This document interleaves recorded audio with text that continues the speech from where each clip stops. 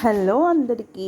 ఈరోజు నేను మధ్యాహ్నం ఏం చేస్తున్నానంటే మంచిగా చింతపండు కారం చేస్తున్నాను. దానికోసం అయితే నేను ఇక్కడ చూడు శనక్కాయ పప్పులు వేయించి పెట్టాను, టమాటా ఉల్లిగడ్డ వేయించి పెట్టాను, అలాగే మిరపకాయలు జీలకర్ర వేయించి వేసుకున్నాను. ఇందులో కొంచెం దీనికి సరిపడినంత ఉప్పు వేసేస్తున్నాను.